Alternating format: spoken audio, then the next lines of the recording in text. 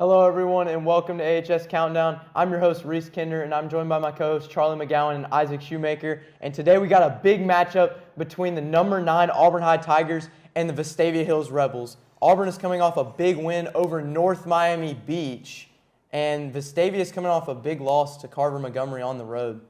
But now with that, we're going to go into Vestavia Hills. You know, like I said, lost the first game last week, and just didn't look good. 5 turnovers last week, and Charlie, just give us a little bit on their offense. Yeah, Vestavia had a rocky start to their season last week, but especially offense, like you were saying. They had something going through the air early, finding Luke Stubbs for an early touchdown until Carver seemed to pick up on what they were doing through the air, and hopefully we'll see more of their rushing attack tonight. Now, Isaac, what do you have on their defense? I mean, any team that gets put up, 43 on a defense is not going to be too well. And that's pretty much what I picked up on that. And, going to the Auburn game, same thing for that. It happens. Well, with that, we're going to move on to Auburn. And, Auburn coming off a big win to North Miami Beach last week, 49-0. And Tigers are looking to start 2-0, start this season. And, it's safe to say the Tigers are going to be a dominant force tonight after we saw their defense last week. Carnell Jackson, Kyle King, and a few, like Caleb Pitts, too, were just dominant on that defensive line.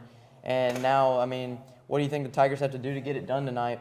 They did good on every side of the ball. But offense, last week, Jackson Kilgore led the team through the air, finding all his receivers, specifically Peyton Plott, Joshua Askew, and Antonio Welch. They all had big nights. But on the ground, Auburn just dominated with Omar with 3 rushing touchdowns, Charlie Ward with 1, and Preston Eccles, the sophomore, finding the end zone once also. So they did a really good job finding some holes through the O-line and just dominating on the ground. Isaac, what do you have on their defense? Like you said earlier, Caleb Pitts, making big plays, and Kyle King making big plays. He had 1 or 2 sacks last game. Yeah. And I'm really looking forward to see what that D-line can do. And I know we got Isaac Benford had a fumble recovery to the house. That was a big one. And so I'm really looking forward to seeing what the defense can do this week. Well, with this being a chance for the Tigers to start the season 2-0, that's going to be very good, especially if you want to make it to state. And just, Charlie, talk about something Auburn didn't do well on offense last week. Although they're really efficient on the offensive side of the ball, they did. There's definitely some room for improvement. The offensive line kind of forced Jackson Kilgore to make plays on his own, force him to roll out of the pocket. And he did really well, but this week if you're playing a team like Vestavia, you can't really have stuff like that. Yeah, like you said, Vestavia, even though they did lose 41-19, still a good team. And Isaac, what was something you saw on defense that Auburn didn't do well last game? So what I saw on Auburn's defense is, they played a really well game, but they broke a couple of coverages, and I think that could affect Vestavia's game a lot because, North Miami Beach wasn't the best. So coming to see what Vestavia can do will be a big challenge for Auburn. And with that, now we're going to move into the keys to the game segment. Now, Auburn has different X factors that can help them take over a game. And what do y'all think these X factors are going to be during this game? For me, historically, Auburn's had a really good rushing attack. They can always rely on that, just hand the ball off, and they usually have a really solid running back like this year, Omar. But today, or for this game, I really think through the air, if Auburn can get that going, I think they can get this win pretty easily because seeing what Vestavia could do against Carver's air raid attack, they really couldn't stop it. So if Auburn can get that going, I think they'll be good. I think the key to the defense is going to be the defensive line because in the Carver game, they put a lot of pressure on that quarterback, and I think that if Auburn can put that pressure on Vestavia's quarterback, then it'll be a huge turnout. And now with that, we will move into tonight's player profile segment where we will highlight one player on offense and defense that will be crucial for Auburn High tonight. Guys, who do y'all have as your player profiles in this matchup against Vestavia? I have Omar Mapson. He had 3 touchdowns versus North Miami Beach, and last season he had just about 1,300 yards on the ground. So if he can get it going against Vestavia tonight, it's going to be hard to stop the Tigers. I'm going to go with Kyle King. He's he's a huge part in the defensive line, and he's he always gets around that offensive block, and he gets the quarterback. And last season he did a very good job with that, and I know I saw some last game, but let's see what he can do tonight. Now we will send you to a quick commercial break, but stay tuned for tonight's Friday night lineup. And welcome back to AHS Countdown. We did not have a countdown last week, so everybody's 0-0 in their picks. But let's welcome our guest picker, Max Mesman, who actually was the sports director of AHS Mass Media last year, and he's going to Full Sail University. Max, tell us what you've been up to since graduating high school. Since graduating high school, basically just, living life, man, living it up. Don't actually go – I start school next week, so excited for that, going into sportscasting, which is what y'all are doing here right now at the high school.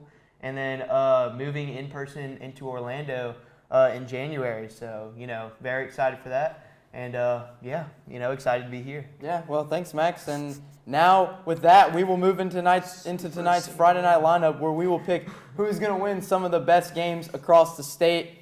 And with our first game here, we got Spain Park at Hoover. And, this is going to be a good one. You got number 8, Spain Park, at number 5, Hoover. This is 6A versus 7A. And, guys, who do you got?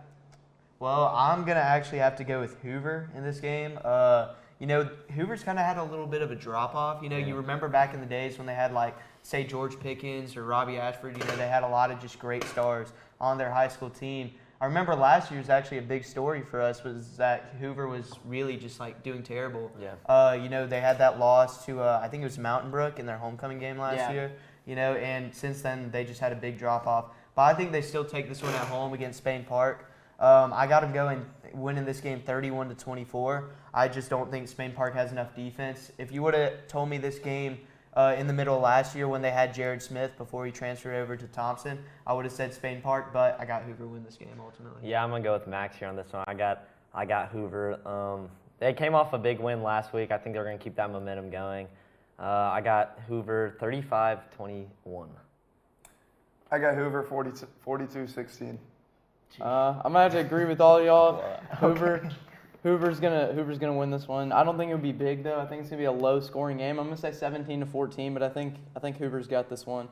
But the next game here on our list is actually an out-of-state versus in-state game. Lutheran North, number 8 in the state of Missouri, at number 1 Central. So this one should be a good one. Both 7A teams, and I don't really know much about Lutheran North. I know they did not play last week, but Central got a big win against Pinson Valley last week. And guys, who you got in this one?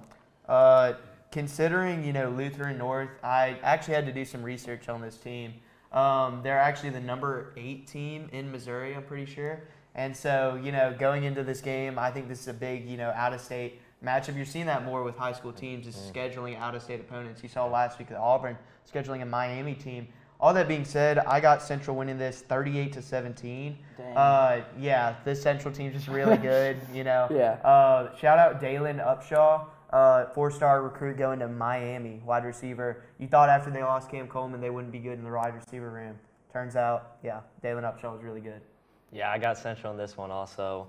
Like Max said, they still got a lot of firepower after Cam Coleman left. I think it's too much for Lutheran North to handle. Central 42-28. Yeah, I'm gonna agree with that one. I don't think there's another option. 36-12 Central. I think Central's gonna win this one. I'm gonna say 42-16. I do not think Lutheran North has this one. I think Central is gonna show why they're actually the best team in the state of Alabama and possibly another run in the state again this year. But now our next game on this slate is number 8 Gulf Shores at number 10 Mary G. Montgomery. Both of these teams did lose their first game last week. So, Mary G. Montgomery ranked really high in the preseason poll, but lost last week by a field goal. And Gulf Shores lost also by a field goal last week. Who do you guys have in this one? I'm going to have to go with Mary G. Montgomery. I do think it'll be close. I got them winning 14-13. This Gulf Shores team does have some good players. I think they actually have a linebacker that's going to Auburn University next year. But Mary G. Montgomery, I feel like, is just too much firepower, and I feel like last year, coming off that undefeated season during the regular season, they're looking to bounce back after that loss. Yeah, I'm going to go with Gulf Shores on this one. Both teams kind of down on momentum, and I think Gulf Shores is going to come into Montgomery and surprise some people. And I got them a close one, 24-21. I think Gulf Shores is going to come in there and walk them down. Like, realistically, I think it's going to be like a shutout. I'm gonna say Gulf Shores 55-14. I'm gonna have to agree with you, Max, on this one. I'm gonna have to go Mary G. Montgomery because last week Mary G. Montgomery actually only lost by 3, and it was 17-14 in a low-scoring game. And Mary G. Montgomery's defense has been good to start this season, and I think they'll do it again against Gulf Shores. And MGM's gonna get a win here at home. And now, I mean, the next game here is gonna be. This is a good game here. Parker, number 2 Parker at number 7 Mountain Brook. And guys, who you got in this game? Yeah. Mountain Brook's winning. I'm sorry. I'm gonna have to stop you right there, Isaac. I got Parker in this game. It's Mountain Brook at home. You know, I know they're 1-0. I know they're number 7 right now in 6A, but I got Parker all the way. Shout out Naeem Offord, you know, the number 1 player in the state of Alabama, going to Ohio State, but possibly flipping. We'll see if that happens. But I got Parker winning this game. Give me them 27-24. I do think it's a good game. But I got Parker ultimately. Yeah, I'm with Max on this one. I got Parker walking into Birmingham and Mountain Brook and just low-key kind of blowing them out a little bit. I think Mountain Brook a little bit overrated this year. I got Parker 45-28. I'm slamming the hammer down. Mountain Brook, they're taking it home. They're at home, and they're playing Parker. I'm saying 24-27. Mountain Brook takes it. All right, I'm gonna go with Charlie and Max here. I'm gonna go with Parker. I think Parker. I think it's gonna be a low-scoring game, but I think Parker pulls it out here, and it's probably the best game on this Friday night slate here. Agreed. And now the game we've all been waiting for: Vestavia Hills Rebels versus the Auburn Tigers. And the way this is gonna work is Charlie, you're gonna pick, Isaac's gonna pick, I'm gonna pick, and then Max will pick. All right, well, I think coming into this game, it's a really intriguing matchup, but I think the Tigers are too much to handle for Vestavia. The Jackson Kilgore has been really hot recently. The Tigers' offense has just been dominating, and just as well as the defense. The defensive line looked really strong last week against North Miami Beach. I think Tigers pull away pretty easily in the first half, and I think Tigers get it 45-24. Showing them mercy there. I have absolutely no faith in Vestavia here in this game. I think Auburn is going to show up and show out. And that being said, I think it's going to be 56-12.